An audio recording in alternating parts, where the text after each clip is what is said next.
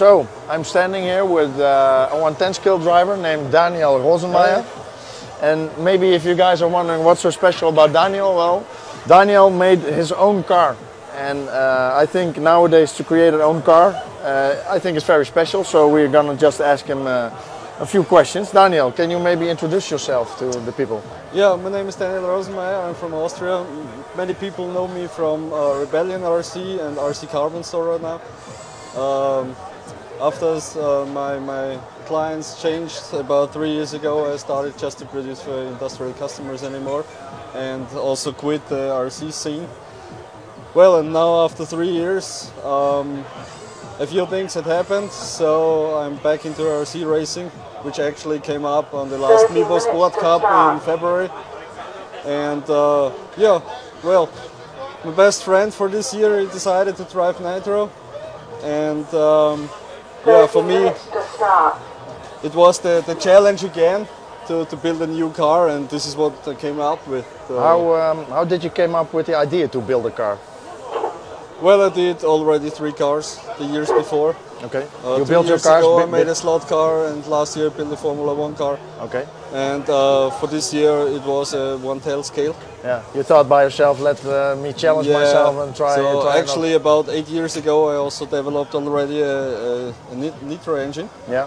But there wasn't the possibility to produce it because it's too complex to produce a whole engine. Yeah. And for that, it took a very long time to find the solution to get it into a 2-belt system. So, and can you maybe tell the viewers how long did it took you from like the drawing board until the car is now standing?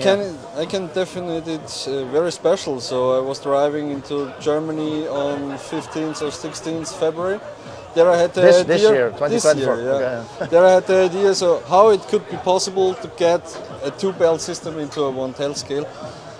And finally, when I arrived in the hotel there, I took some pictures of the available engines and guess, well, it should be possible. There must be enough space to make this possible.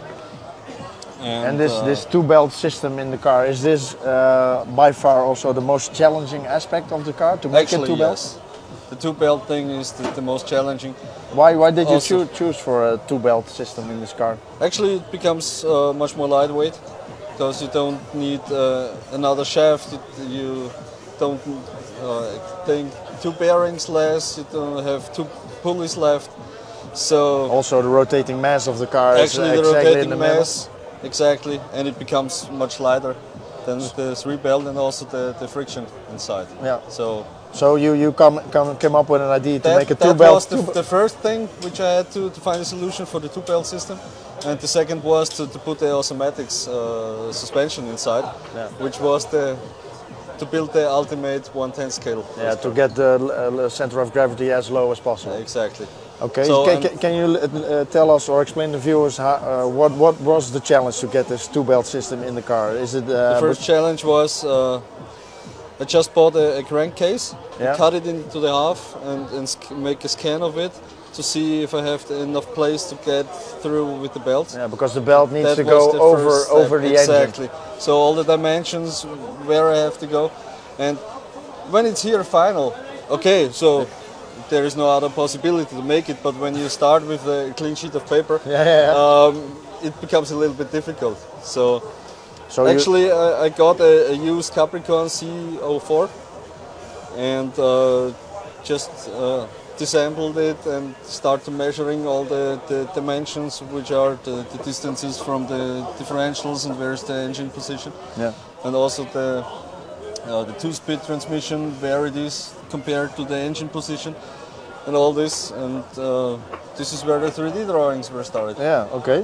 But you say February, and it is now not even June. It took me less than 3 months. Yeah, but you just said a long time. But in my opinion, to build a car that is standing is not a long time. When you're working 7 days a week for 10 hours on it, then it is a long time. Yeah, okay, but so. I mean to build a car from scratch within 3-4 months, that is really impressive, Daniel. So thanks a lot. We see also in this car some things that are on different places. For example, where's the throttle servo? The throttle servo in that case is behind the engine. It is a 112 steering servo. In that case, it's a Power HD. Yeah. And you also needed the reason actually was I put it together on the 3D and put in the servo, and well, I don't have a place for a regular servo. So I started with the Sanwa servo with the S6R, which I had from my 112 car, but this only is usable with 6 volt. So I had to put a back on this side to be able to use the Sanwa servo. Yeah. And then a friend came up and said that the Power HD servos also handle the 8.4. And that was the reason why I put in a Power HD. Yeah. And finally then I came up too late that there is also an aluminium version available. I wanted to put in the aluminium, but also the dimensions are a little bit different than the plastic ones. So it wasn't that easy before this weekend to put in the aluminium version. Yeah. Okay, but so it is working. But, so finally, the most complex thing was how you can handle to go to the carburetor and the brake. Yeah. So in that case, it works for opening the carb, and from this position out, you have to brake. It's like a servo saver kind of thing. Something like that. Yeah. Servo saver, but then used on a throttle. Yeah. This actually, that solution took me the most of time from everything. From the whole car. Yeah. Really. This was the for me. I didn't find I had with some sliders in the rear and also these ideas, but finally to make it like it looked like. If I look at this car, for me that would not be the most obvious part to choose from. That it was the most difficult. This was the most challenging part. Okay. On the whole car. Okay. You already spoke about that you're using Awesomatix parts. I think the shock absorbers you are using. Exactly. Are you using more parts from other cars? Yes, I do. The 2-speed and the clutch system is a Capricorn system. Yeah. Here. Also the bumper is original Capricorn, and the drive shaft, the 4 pieces, and the 2 aluminium differentials, because Capricorn delivers the only aluminium differentials where I can make my own 3D printed pulleys for it. Ah, okay, yeah, because otherwise the case is already the pulley. Have a problem. Yeah. So. Yeah, because you need the 2 belts, you also need to change the internal ratio because of that. Exactly. So in that case, I have 41 in the rear and the 39 in front. Yeah. So I have a little bit more overdrive in the front than the comparable cars. Okay. So that was actually my next question. So, because what kind of things are in this car, except for the complete design, do you think is a real upgrade compared to all the other cars that are on the market? Because if you look at all the other cars, it's like an electric. I find that if you put the Awesomatix alongside every other car, the Awesomatix really stands out by its design, as is this car. So what if you must say one feature that is really completely different to all the other cars, what would you say? The 2-build system. Yeah, it is really... That is because it runs so smooth, and it doesn't have that much friction than the other cars have. Yeah. Even the fuel tank here. So you are seeing a belt coming out of the fuel tank. It took a long time to make the design, because it wasn't difficult to make it. It just was difficult to reach the 75 cc. Yeah, because exactly, and then take off the volume of the. Oh, you're using fuel lines as extra volume, or no? Oh, so it has about 73 cubic, about, and the other 2 is fuel turbine. Yeah. Okay. So this was a little bit more difficult. Okay. To reach this. Yeah, I can understand, because the fuel tank is over the belt. So, if you are now 4 months in this project, and if you now look back in this 4 months, would you have done anything different? Or is the car exactly like you wanted it to be? It actually is exactly, it became like this, like I wanted it to become. It has 2 belts, it's built on an Awesomatix suspension system. And what I really wanted to do is to get the knuckles play free. Yeah. Also the bearings inside, because they all have play a lot. Yeah. And those are actually play free. Yeah. Which makes it more direct drive. So I had also to make the knuckles by my own, which was also, those were to machine actually the most difficult. You mean the wheel hubs? Yeah. Yeah. Yeah. It looks like because the part is really small and you need a lot of how do you say touches with the machine to get it in the shape. Also to make fixtures to make the holes from every side. Every direction, yeah. That was a little bit difficult. Also, what's the only one compared to the other cars is the body. It's pressing directly on the wheels like this. It's a limiter that you can drive the body lower from standard because it doesn't get to the ground more. No, because the body it's limited here. And the body shell also, I see that it presses directly on the wheels, so the downforce is transferred directly to the wheels. Very clever. Exactly. So if we look from February to now, the car is racing, is competing. Have you done races before, or did you do a lot of test weekends? Or no, actually 2 weeks ago we had our first Austrian Nets. Yeah. I built it together on Thursday night, and I was driving on Friday first time. You did not have any testing before? 1.5 laps and then it fall off, the front knuckles fall off because I made a mistake in assembling. Finally I was driving at 7 p.m. the first time on Friday. On Saturday I came up with, okay, I don't have enough steering because the positions of the balls, this is the V2, this is the option version. Yeah. The other version is in the rear. More to the, you see, more to the it's outside. more outside. Yeah. Yeah, but finally I couldn't reach more than 50 degrees of steering. So I had on Saturday I was driving back into my office, made some new swing arms to make this possible again. So it was again 3-4 p.m.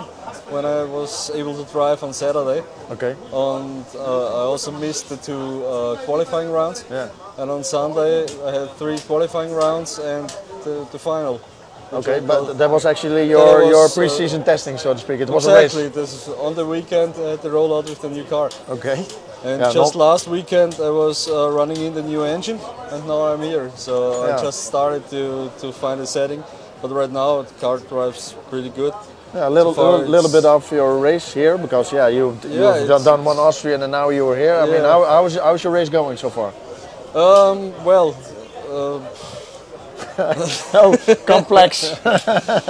Well, I forgot to fix one of the pulleys in the inside of the car, so I've lost my rear belt before. Yeah. And then I said, okay, I changed the rear belt, the front belt, also the fuel tank again, because this is a new version of the fuel tank. Okay. Just before the interview, I came by Daniel and asked him if he was ready, and he showed me some pictures on his phone that he was changing the belts. But to change the belt in this car, everything needs to be removed. Also on this picture, you see a brass chassis plate, and you told me that you made a brass chassis plate because of the weight, because the car is so light. That you need to have so much weight on the car. I had no idea where I had to add about 100 grams. Yeah. So the decision was to make a 2mm brass instead of a 3mm aluminium chassis. And it was heavier than a 3mm aluminium? Yeah, it is. 100 about grams? 90. Ooh, okay. Yeah, it's 90 grams heavier. Okay. And many people came up like, it doesn't work because it bends and it's too soft, but the car is super stable. I also see a double top deck. Everything is fixed by 3 screws on top and bottom and everywhere, so it's still pretty hard. Also when I'm using the 2mm brass chassis. Really stiff parts that hold everything together. So as I come from electric, I know, and you also know how Awesomatix is built like, and everything of these parts is much more stable built generally for Nitro racing, because 45 minutes pushing more everything gets more stress. You feel it also when maintaining the car, that the parts are get a lot of tension and stress on it, especially also you get more temperature. More temperature. Yeah. A final question: are you planning to go into production and sell the car on the market, or I think this is what people are wondering. Actually, not right now, because there is still a little bit of development inside, and I have to make here something, and there I have to change something. And when it's finally done, maybe I will go into the production, but it's not a mass production right now. But making 20, 30. It was not your original plan to do that? No, it wasn't. Yeah. The original you just made it was, from passion, just for yourself, to see what you can do. That was the plan behind. Well, I find it very impressive what you've done, Daniel. So Thanks a lot. I wish you good luck this race. Thanks. And yeah, we will watching you from We will see. very closely to see what this car is doing. Yeah. Okay, perfect. Thank you. Thank you. Bye bye. Bye bye.